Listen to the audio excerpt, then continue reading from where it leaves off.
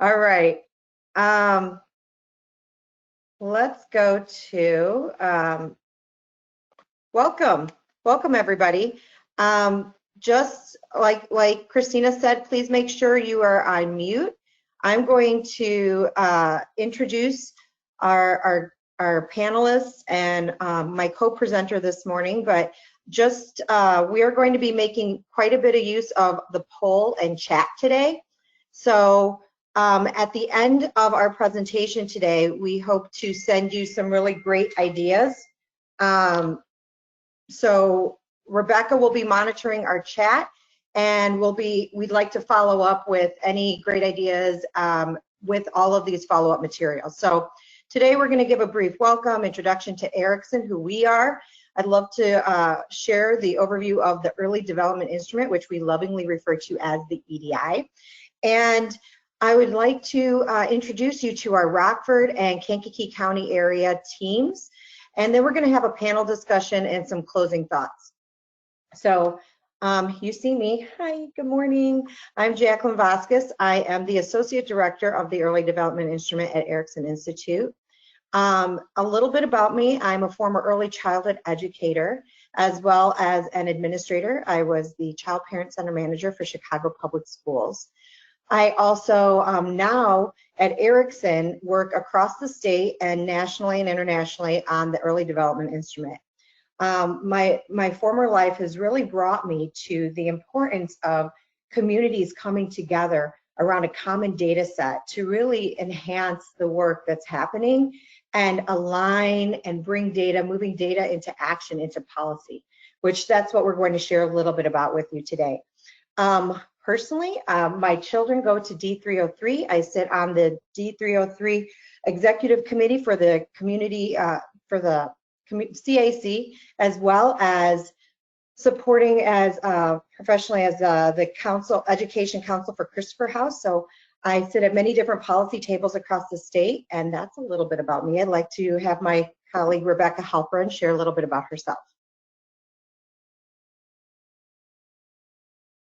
Rebecca, are you here? Rebecca, I think you're muted. Oh, did I mute? Oh, I forced a mute. I was hearing some feedback earlier and was muting everybody. Sorry about that. There you go. Can you hear me? Can you hear me now? Okay. So I actually hail from California originally, where I went to UCLA and studied applied developmental psychology. So I was an infant and toddler teacher for a lot of years. And at that point, I decided I wanted to become involved in policy, really because the frustrations of what I was feeling as a teacher in the field were bigger than my center, than the school, than the parents. And then I ended up moving from California to Chicago to go to Erickson Institute to get my master's. And then I also went on to be involved in collaborations work, supporting them as they push the early childhood work forward. I also helped run an early Head Start and Head Start home visiting program for many years while I taught adjunct in the Infant and Toddler Specialist Certificate Program at Erickson. Again, personally, I then took some time I've got two babies here. One's in CPS and one is in a co-op daycare. And then after that, I found myself back at Erickson as a student again, pursuing my PhD and also working in the EDI. And one of my favorite things about the EDI is that it brings policy and community work together all under the umbrella of early childhood development. And I'm the knowledge manager on the team. That's about me. Thank you, Rebecca. And here are our panelists. You'll be hearing a little bit about each of their work in the communities that they serve. And their larger bios are also on the Partner Plan Act, but we'll be hearing from Dr. Janera Walters, the superintendent from Kankakee School District 111, and Kate Reed, the Community Impact Coordinator for the United Way of Kankakee and Iroquois Counties. You'll also be hearing from Anisha Grimmett, the Executive Director of Alignment Rockford, and Kim Nelson, the Executive Director of Early Childhood from Rockford Public Schools. First, I'd like to kick us off with a poll of who is on the webinar today. I know we have a lot of different people. We're very excited for just because of the new format, that there will be, people are able to join us from so many different parts of the state, and we're excited to hear who's with us. So if you are a practitioner or a collaboration member, administrator, parent, we'd love to hear from you. If there's another that we did not list here, please write it in the chat box. And we'd love to welcome you all today. I have to close poll to enable screen sharing. Christina, do you have the poll up? Yeah, it's up. It's, I don't think you see it as presenter, but people are still voting. We're at 51% voting, so let's just wait a couple more seconds, I think. Wonderful. Yay, librarian and collaboration member. Yes, welcome. Kindergarten teachers, the ROE, Regional Office of Education, coordinated intake, home visiting. Parents, yes, assistant teachers. I just closed. I just want to point out one of our audience members has requested we spell out all acronyms, so I just wanted to highlight that. That's a good point. Yes. And Jacqueline, I just closed the poll, and since you can't see it, I can read out the responses if you like. So 44% are actually other, so all the people typing into the chat. Then we've got 24% collaboration members, 18% administrators, 10% practitioners, and 4% parents. Welcome, everyone. All right. So I just wanted to give you an overview of the objectives of our presentation today. We're going to learn how school districts and the early childhood collaborations in our communities can work together and have been working together. Hopefully we'll be able to give some great ideas on connecting, and if you have any questions as we go along, please remember to write them in the chat box. We will be monitoring it. We'll also be able to identify how data can be used to promote success for young children and families. The Early Development Instrument, the EDI, is a tool that can be used with many different systems as a common language data set. We're also going to identify the importance of using data in times of crisis. We are in that time to equitably support communities. And just really thinking about how we talk about and work in moving forward, we know that through this pandemic of COVID-19, we're standing in a portal between what used to be and the possibilities of what could be. And we know that moving forward, that every conversation that we have and every way that we're looking at information, that we want to make sure that we have a COVID-19 lens so that we're really bringing us into the possibilities of what could be. And it's also really important to us for us to use an anti-racist racial equity lens on everything as what we did before, but even more intentional moving forward. All right, I'd like to give you just a really brief overview of who we are at Erickson Institute. If you're familiar with us, I wish we had like those like buttons on this where we could see all the thumbs popping up. But if you're not familiar with us, Erickson Institute has been around for over 50 years. Our primary identity is that of a graduate school, but we also offer continuing education, a robust research agenda. We partner with many different communities across the state, nationally and internationally. We offer direct service to children and families, and we also have a department of policy and leadership. Now, Erickson has always played a role in policy and leadership, but even more intentional for the past 4.5, 5 years, did we build out a department. I'm going to briefly share an overview of what we do in policy and leadership. So this is our policy agenda for Erickson. We really have 3 main focus areas that are all intertwined to give us our policy agenda. We have policy and action, where we're really leveraging and engaging our faculty expertise. We have strategic partnerships, we have a social justice coalition, and we're very active at state and local policy tables, as well as the Early Childhood Leadership Academy. And for those who are not familiar with the Early Childhood Leadership Academy, we have 2 tracks, the McCormick Foundation Executive Fellows, which is a fellowship for influential leaders across our state, and the Barbara Bowman Leadership Fellows, which is a fellowship for directors in early childhood across our state.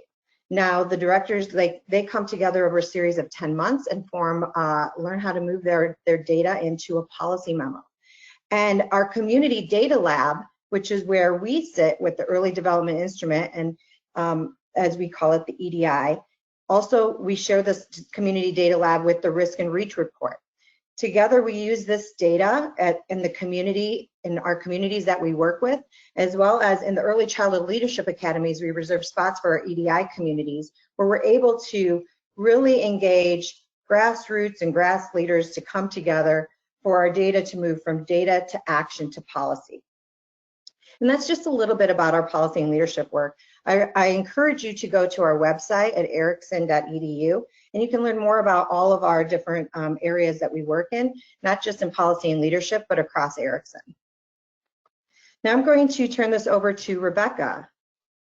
Rebecca, just let me know when you'd like me to advance the slides. Sure. So now, why don't you advance it now? We're going to talk a little bit about the early development instrument. So here is a video. I think you have to push play on your screen. I'm also sending it in the chat box. Hopefully you all should have gotten that. So you can watch that on your own. It's about a 4-minute video. I can make that happen right now too. This is the video you all sent me. Great. Yep. Great.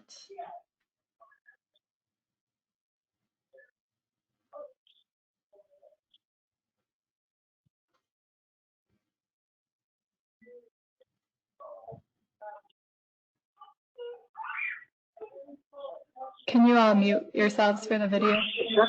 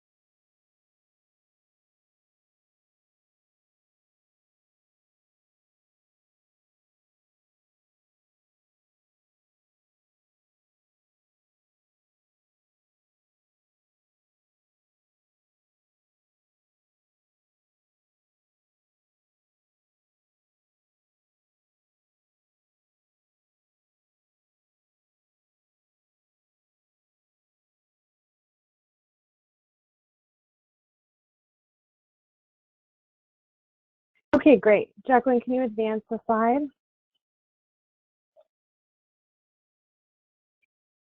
So just a couple of points to really drive home. The EDI does not report on individual children. There are other tools that do that. It doesn't identify specific learning disabilities. It won't recommend special education or being held back. It doesn't inform teaching approaches or instruction. And it doesn't reflect performance of school or quality of teaching. That's really important because the way that we report out the EDI, it's through census tracts. And census tracts don't align with school attendance boundaries. So it doesn't put the target on the back of the schools. You can advance. So we use this slide, which is Bronfenbrenner's ecological model of development, to show how we all need to work together to ensure that children's early life experiences have a positive impact on their development. You can see all the close influences of a child there: family, school, culture, peers, community influences, and global and national influences. So not only do all of these affect a child, but they also interact with each other. One of my favorite examples of this is, let's say a parent is having a really bad day. Maybe it's a combination of something frustrating that's happening politically. Maybe their boss is dismissive. Maybe they're experiencing microaggressions stemming from systemic racism. So they come home and they get really easily aggravated with their child on that day. So that's an example of how those spheres can work together to impact a child, even if a child themselves isn't directly having that experience. You can advance. So we've really seen the EDI be a catalyst for action. So it's a tool to engage the whole community and that importance of how do we support child development. Some of the long-range goals and what we've seen the communities do with it are identifying needs and strengths, promoting equitable distribution and alignment of resources, and fostering better coordination across all the systems. The systems that we typically think of as siloed, getting them all together to use the shared common data set. You can advance. So I think Jacqueline mentioned previously about those grass tops and the grassroots coming together, intentionally connected through this. Jacqueline had also talked about the McCormick Fellowship Program through the Early Childhood Leadership Academy. So just a real quick example of how we've seen that come together to really move data into action was one of the community in Kankakee County area, which is one of the EDI communities. The state's attorney went through the fellowship program. And when he started, he was like, I don't get why I'm here. I'm a state's attorney. How does this make sense? I deal with older children. And when he completed, he realized the really important connection between early childhood experiences, juvenile experiences, on later life successes and health. So he chose to refocus how juveniles even enter the system, realizing that the interaction with the system can be a source of trauma in and of itself. So what he did is reduce the number of cases tried in juvenile court by recommending that minor infractions like school fights and stuff like that be resolved at school and not in the court system. You can advance. So here we've got our interactive website, and I think if we can, are we going to click into it at this point or just refer people? You can learn more about our interactive website at edi.erickson.edu.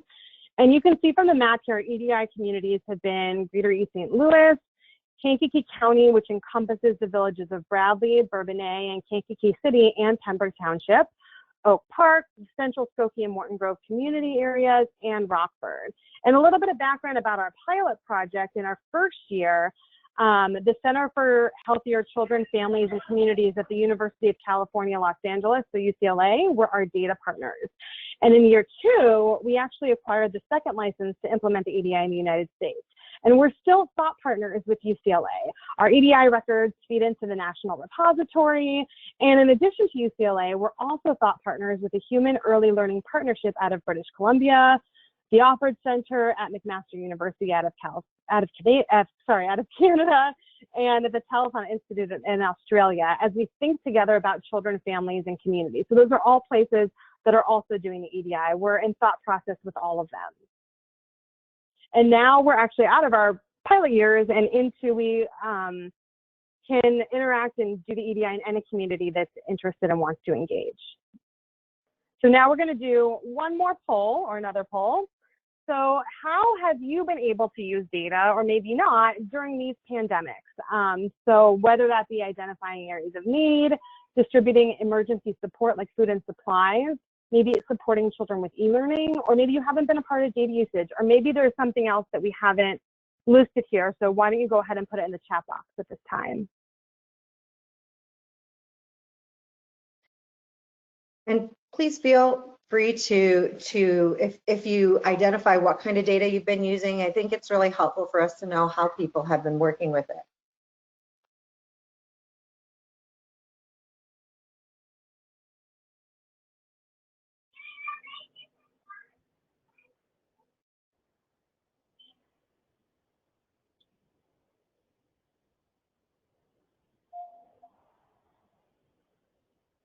I think, I don't know how to move the poll forward. I haven't, I see a couple. I use the IRS online referral system to track referrals during COVID. Yeah, so that referrals. I see. Okay, so we've got here 46% of participants using it to identify areas of need, 40% distributing emergency support, 35% supporting children with remote learning, 21% have not been able to use, and 6% are other. And also in the chat box, we have using data to identify needs among childcare programs in the community. Thanks, Corrine. Rebecca, using the IRS online referral system to track referrals for COVID during COVID. Hi, Dawn. ICAM's been working with the governor's office to identify areas of need with emergency childcare. Penny's using it for virtual learning. Her agency started classroom Facebook pages to share info. Nancy, webinars that she hasn't been able to translate to distance learnings, but she hasn't been able to translate it to distant learnings. So yeah, there's a lot of really great use of data. Thank you for sharing. Now we would like to introduce our community partners in Rockford, Illinois. We have both Anisha and Kim. Anisha and Kim, I'll ask you to share your camera and your microphones now, and let me know when you'd like to advance the slides. Okay, good morning, everyone. Good morning, everyone. Thank you. So I know we have a short time that Kim and I will be presenting, but we just want to thank you for joining us and listening in onto what our community has been up to for the past 1.5 to 2 years as it relates to using the early development instrument to inform our work. So just a little bit about our community. Next slide, please. Rockford is often described as a big city, a small town. We're a mix of urban, suburban, and rural neighborhoods. We've had challenges with educational attainment, crime, and domestic violence, but it's also considered a great place to raise a family. We have thriving local businesses and restaurants that are downtown on our Rock River. We have a nationally recognized park district and several museums, and then also year-round events for young families. Our estimated population is around 145,000, with 7.3% of those being persons under the age of 5. Median income sits around $42,000, and we are approximately about 90 miles from Chicago and Milwaukee. Usually if you ask someone from Chicago and Milwaukee if they know about Rockford, usually they'll say, yes, I've seen the sign to Rockford along the highway. So that's, at least they know about us and where to find us. Our Rockford Public Schools, pre-K to 12, they serve about 29,000 of those students in our area with a vision of providing quality public education to all Rockford families. Next slide, please. So Kim is here to talk a little bit about our collaboration. Yeah, so welcome everyone. our journey for this project started in June of 2018 when a community-based organization, the Northern Illinois Center for Nonprofit Excellence, engaged with Transform Rockford, which was a collective impact organization working to improve the Rockford region. They engaged Alignment Rockford and our school district really around a major concern in our community, which was our third grade reading test scores. And so back in the spring of 2018, they gathered a stakeholder group together, which include members of the school district and community, for an engaging discussion around third grade reading, basically wanting to fix third grade. And while we had engaging conversations and we had a great will of the community to really help, they wanted to engage with us, the focus solely became around on that state test score and really focused only on the school district. Basically, the target was the school district. And we left that meeting engaged and encouraged that we had a lot of will to help, but we lacked direction. We lacked that common vocabulary. And really, the most important thing we missed was that common data set, because although the school district could show great growth with young children, the problem really was children entering kindergarten already behind. And while schools were doing great things to have growth over time, we still were not attaining, good outcomes for all students. And so, we kind of left that meeting a little frustrated, but ready to work. Fast forward about a week and a half later, our executive director of academics and myself attended the Birth to Third Grade Alignment Conference in Bloomington, where we were attending a session much like this, learning about the EDI. And within 10 minutes into that session, we knew this was our missing data point. We needed a common data set to engage and drive the change that we really wanted to see happen in our community. So we began this partnership with Erickson, which really, if you want to think about it, was kind of like a shotgun wedding. We had about 3 months to get this proposal together, get it in front of our school board, and we were ready to rock and roll come fall. You can advance that slide. So who's involved is our Alignment Rockford, which is a collective impact organization that is supporting our public schools, Transform Rockford, which is really working towards change for the region, Rockford Public Schools, Erickson Institute, and about 40 pilot team members started this process. And we really want to emphasize that this was an all-inclusive process. We engaged our public and private schools in our region to the best of our ability. We did not quite get all of the private schools, but we got a good number, and we are hoping in our next wave that we'll have all of them on board. And this first wave was funded by our Rockford Public School Board. You can advance the slide. So our overall goal is really aligned to the goal of the EDI, really was to assess and improve kindergarten readiness at that neighborhood level, and to ensure that all kids were ready to learn when they entered. And most importantly, it was about aligning the local resources that we had equitably around our community to support early childhood experiences. And really the EDI provided us that data that would guide our community planning moving forward.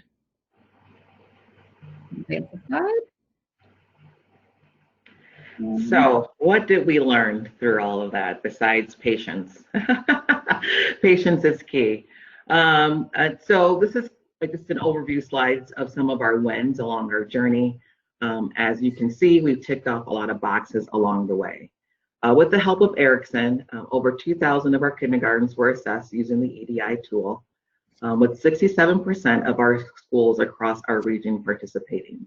As Kim mentioned, we're hoping to have 100% of our schools participate during wave 2, but in the 67%, 100% of our public schools participated, along with private and parochial schools within our region. We recruited and collaborated with 40 cross-sector pilot team members, like the United Way, Winnebago County Health Department, school board members, the YMCA, YWCA, school administrations, CASA, city government, etc. And they helped us choose our asset maps, our data overlays, walk through the journey with us of naming all of our neighborhoods, which is really a daunting task. And we met monthly for about an hour and a half to 2 hours. So we really commended them for coming to the table every single month for a year to walk through this process. We also built a cross-sector communications team to inform the community about our work. They were able to update our community on our progress throughout this journey. And many of these team members also became our data ambassadors, along with teachers and principals, to assist with executing over 40 gallery walks within our community. This is where we took our EDI maps throughout our community to gain their perspective on why our children are either vulnerable or strong in those 5 key development domains to help us develop the narrative around the data. Next slide, please.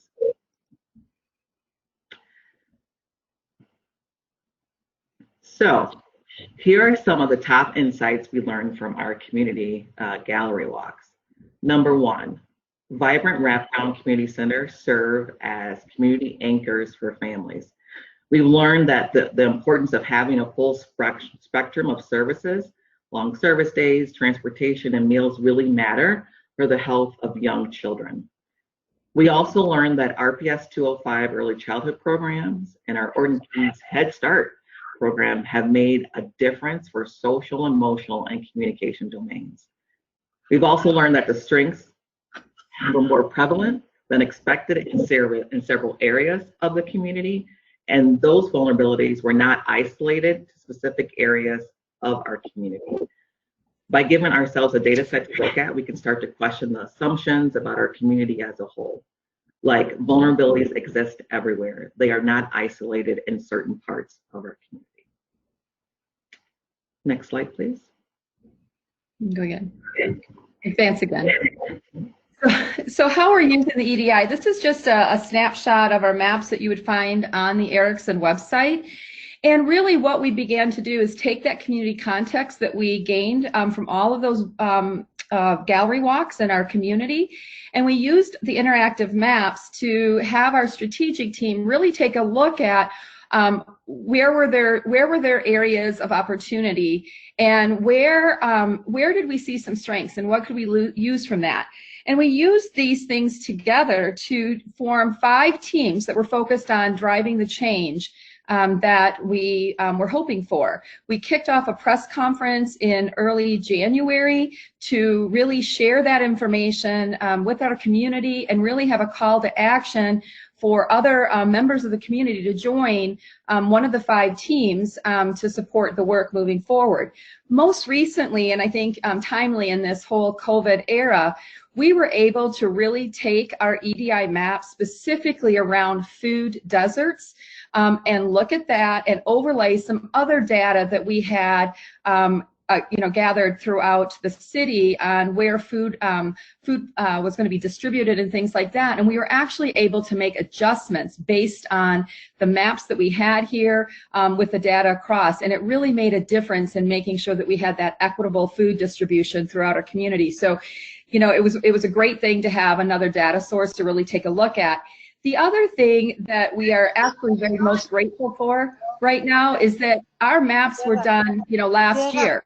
And so we really do have a great pre-COVID look at our community that I think will serve us well as we move forward, not only in driving our change, but giving us a good starting point of pre-COVID and then now past COVID.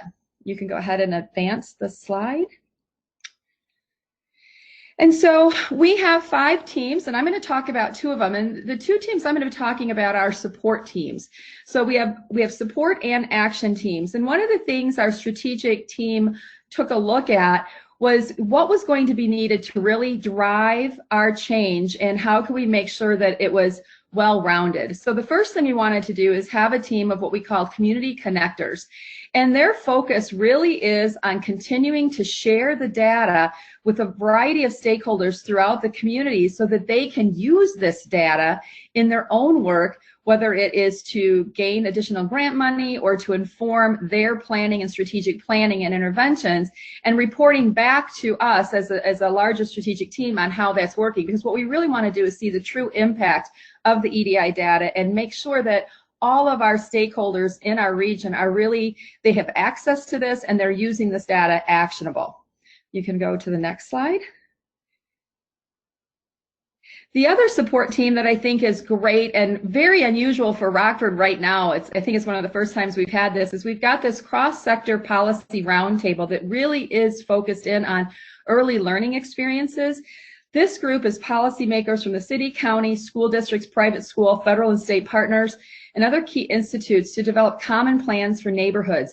This is the group that, as our action teams run into barriers or come up with ideas that really need a policy shift, this is the team that will be working on advocating for that policy shift, maybe developing new policies locally to really kind of get out of the way of the work that needs to be done. And so this is going to be one of our exciting teams moving forward as our action teams get busy and embedded in the work.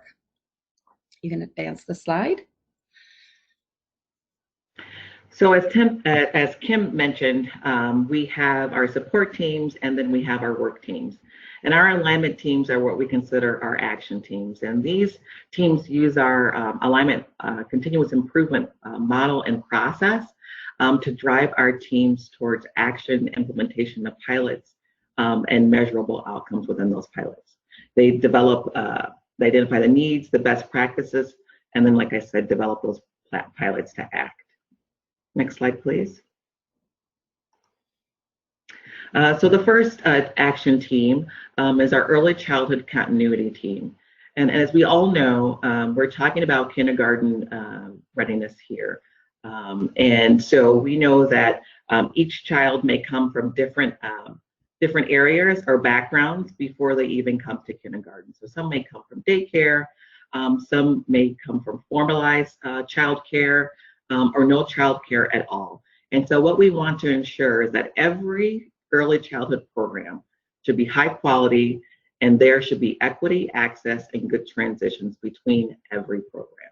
So no matter what program they come from in early child as they transfer to kindergarten, it should be good quality, and there should be a good transition amongst that. The team will work to improve the continuity, quality, equity, and access to all of these programs, and they'll recommend where to locate these programs and how to align them so that they can work for children and families. Next slide, please. Coaching and supporting. So everyone comes in contact at some time, at some form of their life, with young children. We really want to help them understand how their interactions and positive interactions with children could either basically help children along the way and in their learning. So the vision for this team in coaching and supporting is everyone who interacts with a young child should have the skills and knowledge to help them be ready to learn. They will develop pilot and scale-up tactics so more people know how to help kids thrive. In our community, it was how can I help? How can I help? Through this team, they will help and inform our community on ways to help children thrive. So the knowledge and the skills that they are shared will include how trauma works, how difference may affect learning, and how the brain grows, and all what kids need to develop to be strong and ready. Next slide, please. Our last team is family-friendly neighborhoods. We all live in neighborhoods within our communities, but do we all have the resources that are needed for all of us to be healthy and ready? And happy. And so our neighborhoods should be places where families can grow and succeed. So this group will develop and share tactics to make neighborhoods more family friendly. They will start with a pilot in the southeast or south central part of town that we've identified as an area that we would like to pilot tactics. And so we're looking for folks continually in that area to come along a part of this journey. This is where we will really be seeking out the residents who live in the neighborhoods to help us inform us of our work, but not only just to inform us, but actually help us draw conclusions and solutions and to drive those pilots. So they'll be sitting at the table with us, helping us to solve those problems. Next steps, please. So next steps, really focusing on these 4 key things. We want to build all of our team's knowledge and skill sets about the maps in our community. So providing them some data literacy training will help that for all of our volunteers. Each team will begin forming timelines and goals that will drive actions. We were actually on our second and third meetings for all of our teams. We actually launched them during COVID virtually. So it's been quite an experience as a sharing across the table. When each team is ready, they will continue to use Alignment Rocker's 5-step process to develop and pilot tactics with measurable outcomes. We cannot stress enough that all of our outcomes need to be measured so that they are impactful and we can see the progression over time. So using that 5-step process, we engage our community, we pilot, we implement, we scale up, and then when our community understands the value of whatever this pilot initiative may be, and that they feel that it's no longer, that if it went away, it would negatively impact outcomes for our children, that's when we institutionalize it within our community for sustainment. Thank you. Thank you, guys.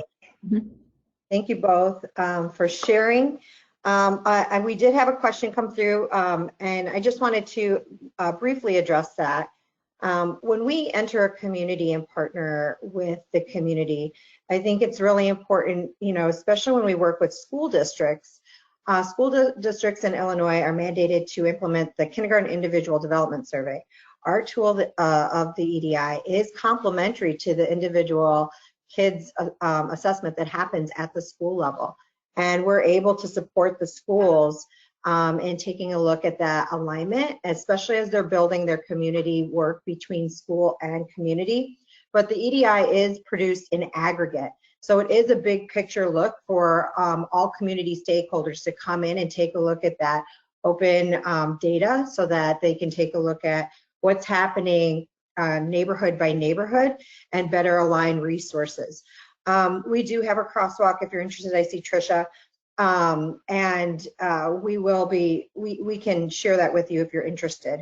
But really, it is a way for us to have stronger conversations. We know the school districts are using their kids' data robustly, and what we can do at the community level to truly be that village that raises a child is where this data set comes in.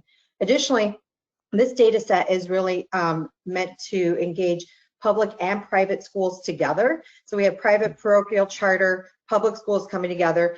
And our friends in Australia, they use the EDI data as a kindergarten census.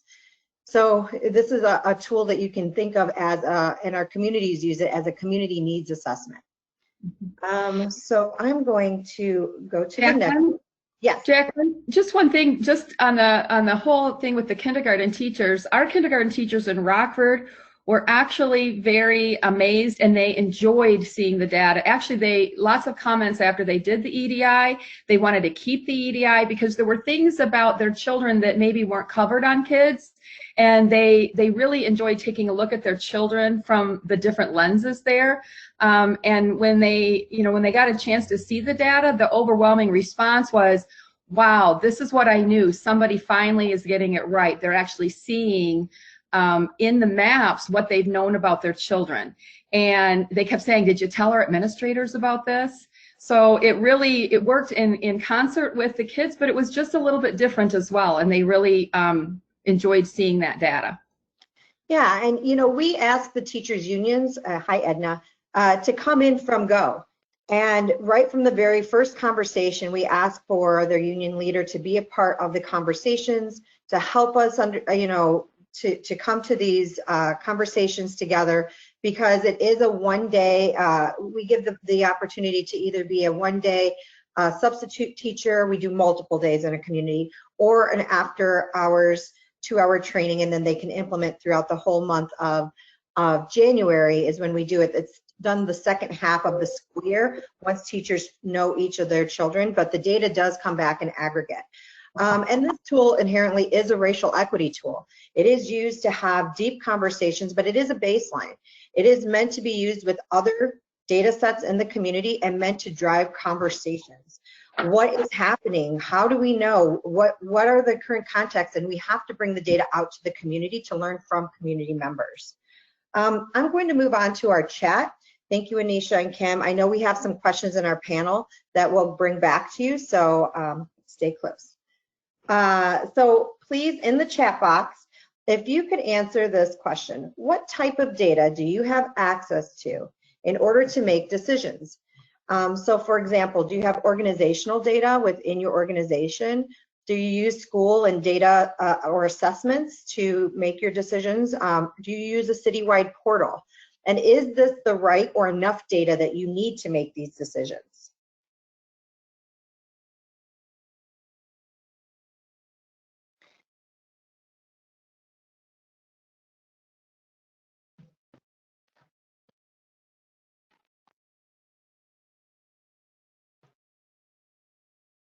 I'll give it about a couple more minutes. I see some really great answers here. We will be sharing presenter contact info at the end. I see ICAM, school data.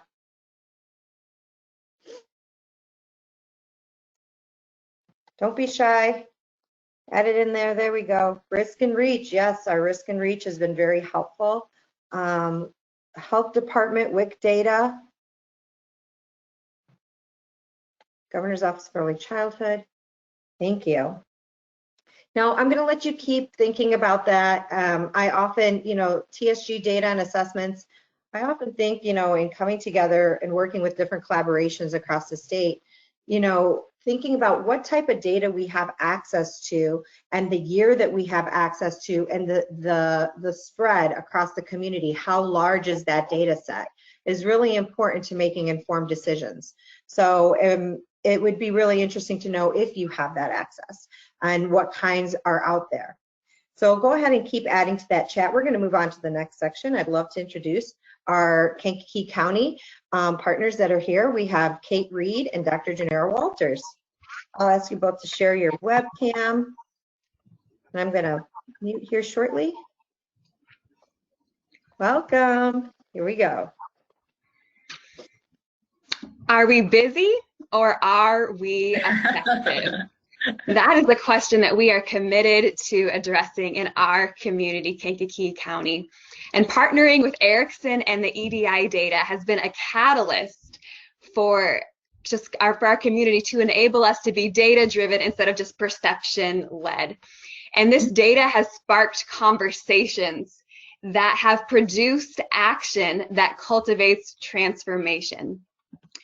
At United Way, we fight for the health, education, and financial stability of every person in Kankakee and Iroquois counties.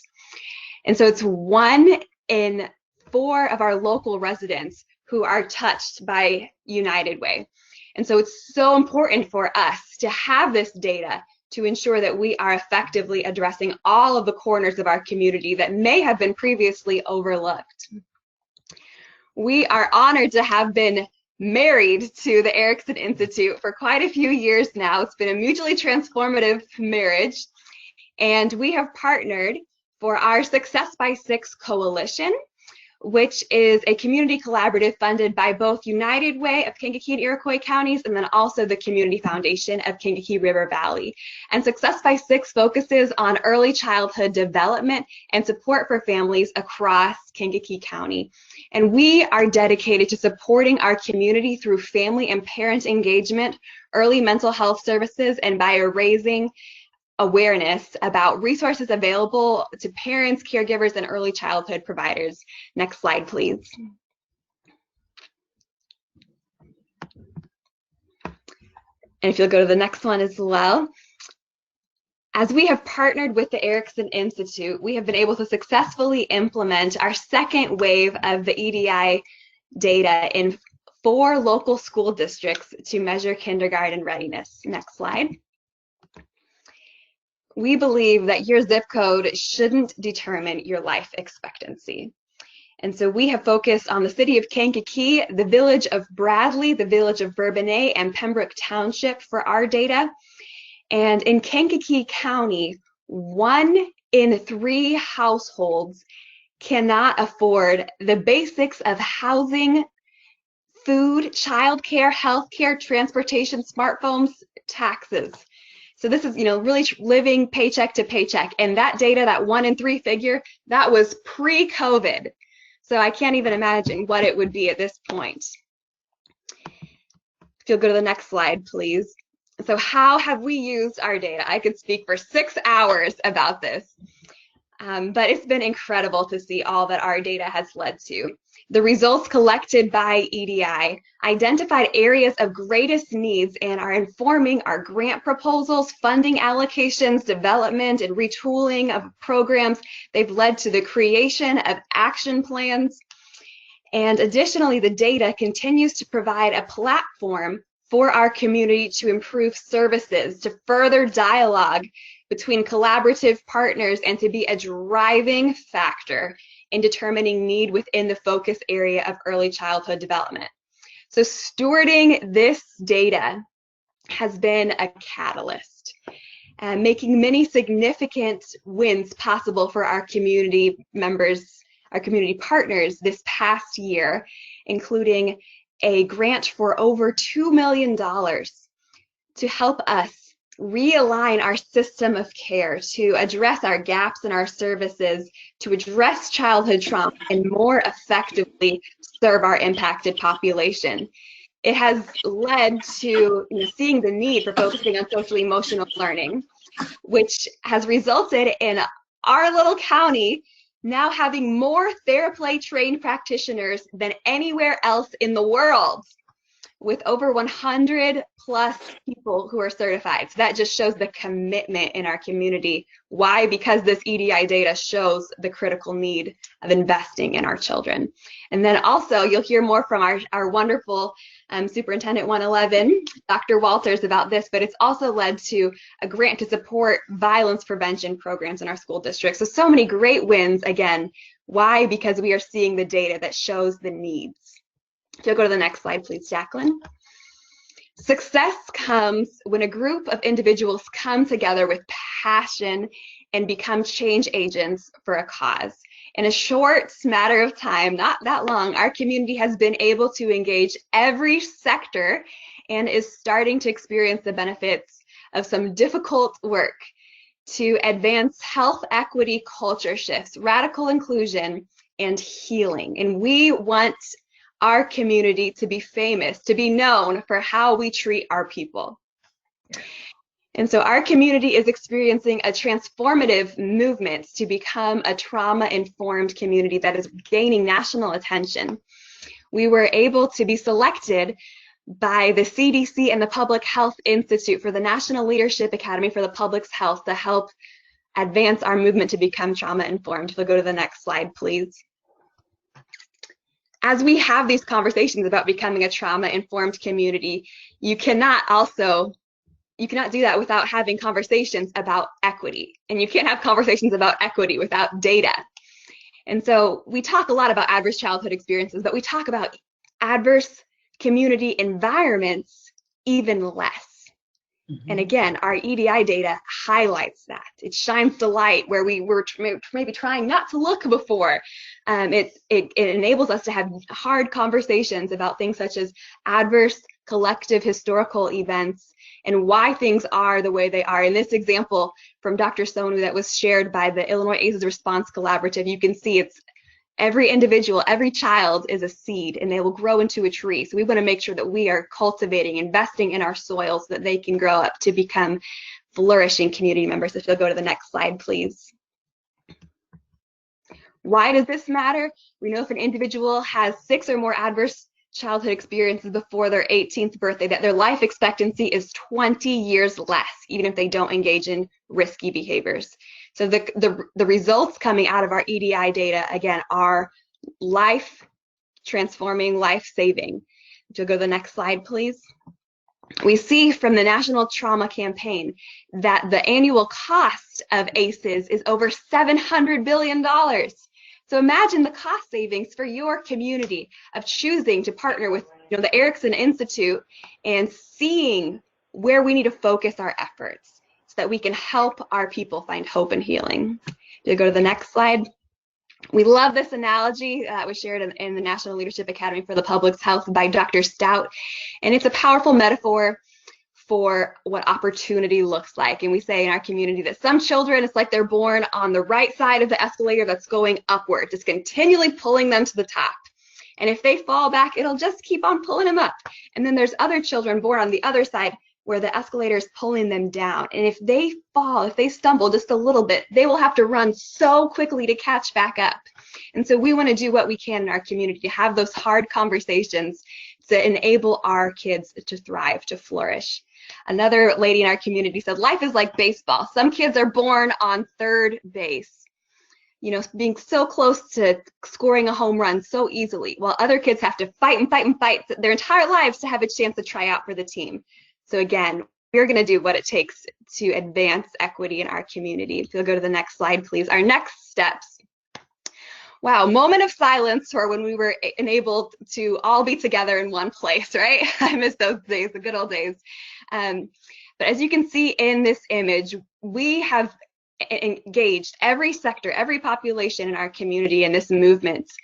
And we're going to continue to help the voices be heard that may have not been previously. We say, don't talk about us without us.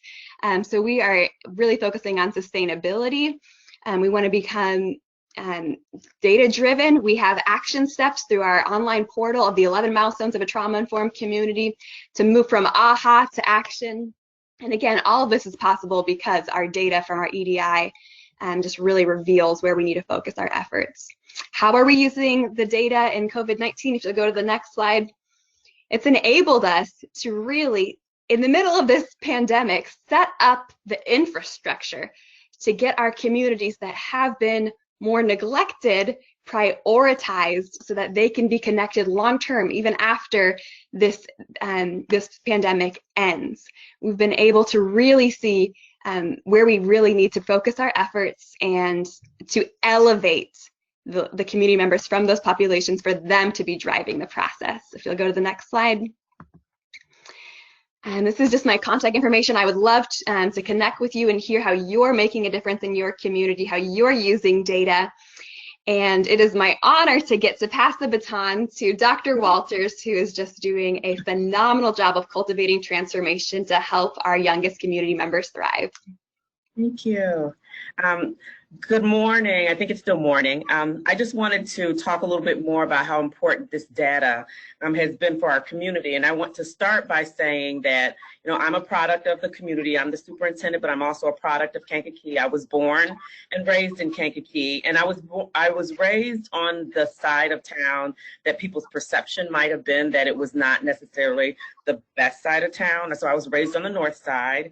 And my experience in Kankakee was very positive because one of the strengths of our community is we're very relationship oriented, which can be a strength and a weakness, and we all know each other. And a really quick example that I can give is that my son's best friend grandmother was my mother's friend, and their family lived a block from me as I was growing up, and I couldn't figure out the connection point between him and my family until I said, what's your last name and what's your mom's last name? I mean, like that kind of thing starts the conversation in Kankakee. So I was excited to see the EDI data because it actually supported my perception that Kankakee was not as, didn't have as many deficits as I believe that people, not only in Kankakee, but outside of Kankakee believed, that we had a lot of strengths. In fact, that was one of the reasons I came back to be the superintendent, because I had always seen kind of the strengths of the community, whereas I think that people were focusing more on what we didn't have and not the strengths that we did have. Now, once the EDI data was presented, you know, people were surprised at our countywide data, but I was not surprised at all. You know, we have a lot of strengths, and I think the EDI data actually led us to, first of all, recognizing our strengths and creating a plan that was more strength-based than based on our deficits. Since COVID-19, prior to COVID-19, we had already started looking at how to connect the community to what needed to happen for children and their families. But during COVID-19, after having this data, after doing this work, we really didn't struggle through the process of shifting to what we call learning anywhere, anytime, because we already felt strongly that learning doesn't just happen in the four walls of a classroom. It actually happens anywhere, anytime. It can happen at the library. It can happen at the YMCA. It can happen at home. And so COVID-19 kind of forced everyone to look at the community as a laboratory for learning rather than the community as a separate entity from the school system. We applied once we were in this crisis for a No Kid Hungry grant, which gave us $15,000 towards a food truck. And so one of the things that we recognized is that we needed to make sure that our children had meals, which we had already done, but it needed to be more robust because of the crisis. And so we feed at 4 different sites, and we partner with a pantry, and we're hoping to partner with more pantries because refrigeration has become a problem in our community. And I'll give you a quick example. One of the pantries called and said we needed support. I didn't know what they needed. I thought they were going to ask for space, which we have plenty of space. But what they actually wanted was refrigeration. The person that's in charge told me that they went from feeding 263 students to 263 families to 700. And so during COVID-19, we just strengthened the partnerships that we already had. We're partnering more closely with the YMCA so that when students are home, there's academic and childcare support. We're partnering more closely with our food pantries, as I mentioned. We're partnering extremely closely with our parents, designing the support that we provide.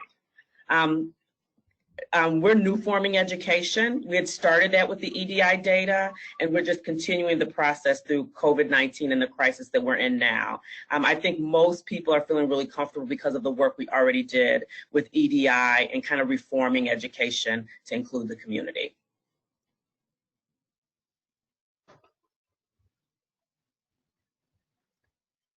Oh, I can mention the Strong Neighborhoods. One of our initiatives is a Strong Neighborhoods initiative, where there is a home in one of our neediest neighborhoods that provides resources, including resources from education and the police department. Because of COVID-19, we were able to jumpstart the process of implementing that Strong Neighborhood initiative. We have, in partnership with the city and United Way, we have a house, and now we're just starting to build the resources within that community through that Strong Neighborhood home.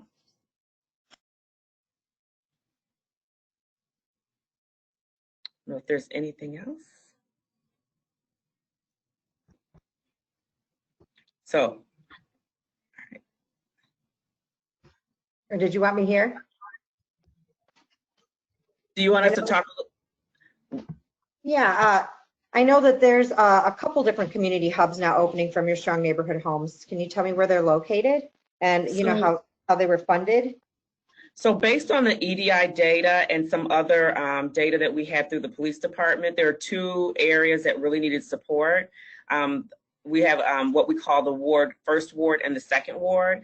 And so we have a home in the first ward that we're hoping to create into a Strong Neighborhood house, but there is a home in the second ward that we have already started the process of making it a Strong Neighborhood house, talking to the community members in that neighborhood and figuring out exactly what resources need to be in that home. Now, the resources will be flexible based on the needs of the community. Right now, we're looking at support through the criminal justice system and support through the school system and Harbor House. And I know there's another Strong Neighborhood house in Pembroke. I don't know if Kate wants to talk about that real quickly. Absolutely. So it's been incredible to see in the middle of all of the chaos from COVID, what our community is capable with the innovation and collaboration. And oftentimes there can be, a lot of bureaucracy that slows things down. But with COVID, it's like everybody's like, go, go, go, let's create. And so basically in the middle of all of this, our Pembroke community members have basically flipped 2 buildings in about 3 weeks. It's been incredible to see what they're capable of. Why? Because they see the need. And so they said, we don't want this to be another time that our community gets forgotten. And so again, the whole purpose is to be led by the local people. And so they're using the strengths that they have in their hands.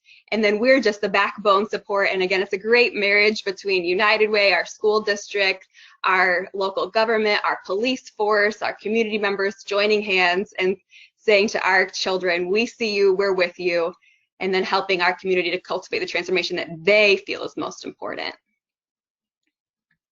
Thank you both. And just to mention also, Dr. Walters is a McCormick Foundation Executive Fellow of Erickson as well. So she came through that program. And we're very, and you know, for all of our partners here and our partners that are not on the presentation today, it is such a privilege to be, you know, in partnership with you all, and just being, you know, that fly on the wall and that support. It's just been wonderful. One thing, you know, when we enter a community, we begin with the process of the EDI, and I'm going to invite Kim and Anisha and Rebecca to join on this. You know, we begin with the process of the EDI to build, you know, our relationships and our systems, but we really stay around to continue to support data literacy, you know, policy literacy, and continue wherever the community needs may lay, they'll reach out, and we can leverage our partners across the state. You know, thinking about our advisory committee, Illinois Action is definitely been a partner that we've been able to say, hey, you know, you guys have these great things going on. This community is looking for that, and connecting the dots across the community, along with some other really fantastic community state advocates and other projects that are happening, ensuring that our communities that we partner with have, you know, the best supports possible. So it's been a really exciting journey with you all. Welcome to the panel. I believe that was actually, let me show just the last few slides here. If I can, maybe I can show the last few slides. No, am I sharing my screen or not sharing my screen? Anyone see my? You see. Oh, there we go. Yeah. Good. There we go. So here's the last chat for everybody. In times of physical distancing, and this is a really important one, we'd really like to hear from you. How are you connecting with community stakeholders? It's been a very difficult time for so many communities, so many people, but we have heard some wonderful things coming from our communities on how they have been really just, you know, out there trying to support as much as possible, distribute funding. So if you have, if you can share in the chat, and notice we are really intentional in using the term physical distancing versus social distancing, because even right now in our web, we're physically distant, but we're trying to be as social as possible with each other. I'll go ahead and give everyone about 1 minute, and then we're gonna jump into our panel.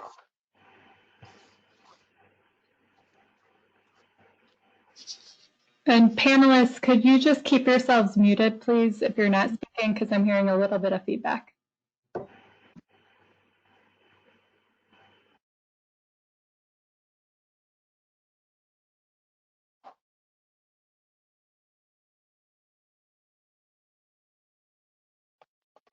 I see some really great biweekly phone calls with our home visiting program partners. Thanks, Elizabeth. Sarah says, I've been using this time to get to know many of the stakeholders in my area. Villa Park to start an ECE collaborative. Wonderful. Rebecca, virtual meetings, phone calls. Yeah, more people are on virtual meetings. I mean, Zoom is living its best life right now. I'm seeing some addressing food insecurity, mobile pantries, local restaurants donating meals and connecting families to those, volunteering for diaper bank, volunteering to pack and pass out lunches. AOK Collab town hall meetings, collaboration meetings, wonderful. Yes, and we know, like many teachers, we know that you have been putting in the extra hours. We've also been hearing that it's also been a time that they've been able to call into some of the meetings that they haven't had a chance to do, and that's been fantastic. Hearing about the transitions work happening across the state and nationally that I've been hearing, you know, of more time to be able to connect right now, being able to be virtually connected has been really interesting. And shameless plug, tomorrow we'll be talking about transitions on here, so show up there. But making masks for people in need, wonderful. Okay, so I'm going to go ahead and we're going to move right into our panel discussion. I'm going to stop sharing my screen there and share my face here. Hi, everyone. All right. So I'm going to ask both communities, and from both the school lens and the community lens, what have been some of the greater barriers or hurdles to your work? So can I, There have been three major barriers. I would say funding, which actually having that data kind of help to mitigate some of those issues by being able to have the data to apply for grants. We've applied for 2 grants, one in partnership with the city, which was for equipment to stop violence, and then one in partnership with the county to train adults on how to deal with issues that are related to violence. The other issue is time.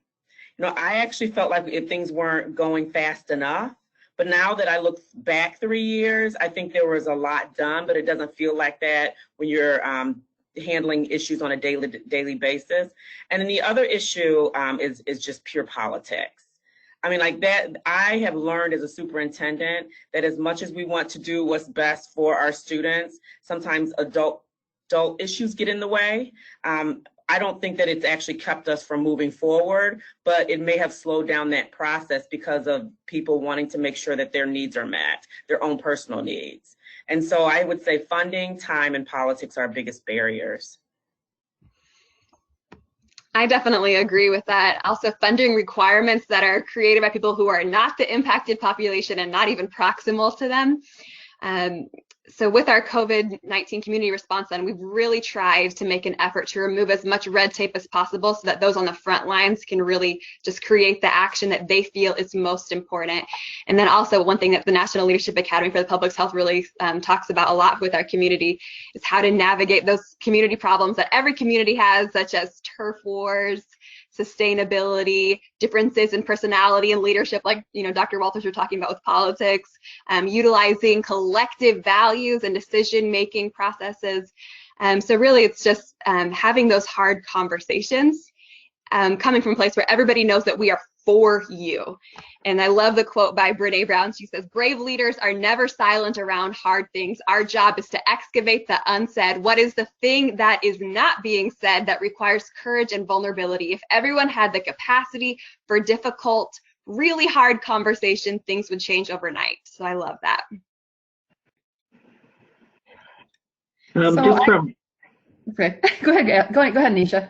Yeah, just from the Rockford side, from the community side, I'll say one of the barriers and hurdles is community cynicism. We already know what the problems are. I feel like we've been doing this before. How is this different than all of the assessments that we've done across our community? And so being able to use this EDI to, number one, draw away from those assumptions, right? Was really key, but we were met with a lot of that, and then as well as organizational capacity within organizations, people having the time to be able to come to the table and see how they fit into the overall picture of this work, and then at the end of the day, trusting the process. Right, there's a process to this, and I will say that even as a leader of an organization, sometimes you get impatient to the solution and then what's next, but really trusting the process that Erickson brings to the table was a huge hurdle as well. I'm sure Jacqueline, she reeled us in a couple of many of times of saying we're jumping ahead of the game. Wait, it's coming, because we just want to all really solve the problem. So trusting the process was a huge hurdle.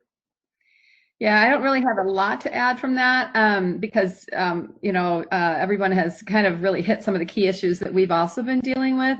But the one thing I know that right now we're having some difficulty doing is getting residents' voice and at our tables. And I know it's even harder right now with COVID.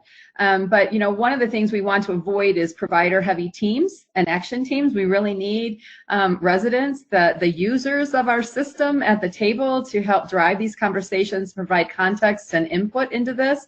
They need to be a part of this. And so it's that constant engaging. And I know our timing, because of when we were launching our teams, COVID hit, has also impacted that, but we're looking forward to bringing more community members and residents from especially our family-friendly neighborhood. The work needs to be done with them at the table, or this just is not going to work. And so I think that's the only other thing I would add, because everything else everybody said, I would echo. Thank you. Can you share how the pandemic has magnified inequities And how has this been directly impacting the children and families in your community? I know this is what everybody, it's happening everywhere. And how have you shifted your work specifically in learning about this, what you've been seeing in your community? So I hate to always start, but every time you ask a question, I'm just like, I got an answer. So because we've been doing this work in terms of equity for the past, I would say for the past 6 years, I've been in the district exactly 6 years, and long before that too. But for me, for the past 6 years, and then had the data to really support exactly how to target our services in the past 3 years, it hasn't been as challenging as it might have been in other parts of the states, because we had already started working on how can we create equity within our systems, and not just the school system, but within the community. And so we were already one-to-one. We had already identified the students that didn't have access to Wi-Fi. I mean, so some of the things that needed to happen in order for us to shift into shelter in place were already in place. We already had an idea of what to do if parents either refuse to use technology, because some parents don't believe in technology, or if they didn't feel comfortable with it. So we had a system of delivering packets and picking them up. So a lot of the work that we did as a result of seeing what our needs were as a community actually helped to prepare us for this crisis. And what we have called it is, it's kind of like like we've been working and working and working, and now we have to put our work into practice. And so this was like a performance task. Like COVID-19 for our school district was a performance task. And I personally think that we did really well, but it was a lot of work that happened prior to that in order for us to make sure that the inequities weren't magnified during this crisis. Now that we're in phase 3, I think the major issue is that some students really do need face-to-face. And I think that completely eliminates some of the issues that we were having when we were in shelter in place. So for Rockford, we were actually a little bit behind the times, because we were not quite one-to-one yet. We were able to get technology out to 3rd grade and up, but not to our younger grades. And I think for us, it really helped continue to break some assumptions, because what we found was we had internet access issues around our community. Just like the EDI data broke assumptions about different areas of town and strengths and opportunities and vulnerabilities, taking a look at the families and where they were located according to our district map, we really had some internet outage issues that this really magnified. And I think the other thing for us is I think it let us see how many families maybe were just that borderline and on the edge of things, of needing some significant help, because with a lot of our jobs lost and things like that, we had a influx of families needing support that in the past didn't. We had a new group of families that our family support and liaisons were reaching out to and connecting them to food and other things. So, I think we've had our eyes opened a little bit more, but that process had already started with using the EDI data and breaking assumptions around our community through these gallery walks. And so that's the one thing that comes to mind for us, is because we really did, the technology piece is something we're continuing to work on. Now we shifted, we worked with our internet providers, we were able to get access for the remaining 2 months to the majority of our families. And so we're just going to continue to work towards that. And just the work-life balance with all of our families. A lot of our families were essential workers, and a lot of families really did prefer those paper packets. And so just like Kankakee, we had a system in place to get paper learning activities out and distributed, not only through our activity buses and food distribution, but at community centers and shelters and things like that. Yeah, and I would add to that, Kim, as number one, launching new teams of 15, 20 to 40 people virtually is it's always challenging. But what we have really tasked the teams now is, what does the team vision and goals look like as it relates to COVID? Coaching and supporting families now looks differently now that COVID-19 has happened versus before that. What truly do our families need in order to thrive now that we are in this pandemic? Those needs are different. We know that, prior to this pandemic. So being really intentional about that and having that discussion across our teams at every single meeting, we are discussing what that new lens looks like, and making sure that we're supporting accordingly. They say that change takes place at the speed of trust. And so I think, having those relationships in place already before COVID was so important, but, having the data to see where the disparities are, where we need to focus, and then being extra intentional to then give the microphone to those populations and to get them connected. So for example, for one of our communities that was facing significant challenges, we were able to prioritize them and have weekly calls where we took the power holders, from all of our largest systems, our hospital VPs, our health departments, and we had them on the phone call every week with people who were at our gas stations, at the hub of our drugs and our violence, and we were able to get them listening to each other so that we could co-create quickly to prioritize. And we set up systems to bridge full circles, and we were able to create programs to, for example, to address the food deserts and the food insecurities. We created a program to employ our farmers from our rural African American community to create produce pride boxes from their community, and then we created a secure food market for them by then employing them and then employing residents who did not have jobs to deliver to the shut-in seniors and the food insecure. So things like that, we just co-create quickly by giving the microphone to the impacted population to guide us. So I want to thank you all for your time today. I know we had a couple questions that popped through. I think Rebecca's answering a few. I just want to, share a couple last minute things. When we're thinking about the EDI data and when we partner with the community, it's really coming in with the current work that's happening in a community. The community has to be ready for a movement and ready to come together for change. We really don't want to bring in a data set that's going to sit on a shelf and get dusty, but really to help the community to continue to engage with the path and the movement that they're on. So it does, the communities know their families, they know what's happening. This is just an additional data set that can either help, affirm what they already know or break assumptions. So if you'd like some additional information, I'm going to give you, this is our app, but I want to thank you for your time. And this is our contact information. Please feel free to reach out anytime. And if you go to the erickson.edu, edi.erickson.edu on the webpage, you'll be able to see our wonderful panelists. There's some contact information there as well, so that you can reach out and connect directly with the communities to learn about them. This is their data and their work, and we are partners in bringing the EDI there. And again, everyone, thank you for your time today. And we want to also acknowledge our generous support for the project has been provided by the Robert R. McCormick Foundation. So thank you all. And I know we're going to turn this over to Christina. Thank you, everyone. Thank you all. Thank you all so much. This was wonderful. Virtual round of applause for all of you. Attendees, just a reminder that you will receive a follow-up email following this session, and that will include the evaluation and all of the session materials from today. As an added incentive for completing the evaluation, you will be entered into a raffle to win one of Ijeoma Oluo's New York Times bestselling book, So You Want to Talk About Race.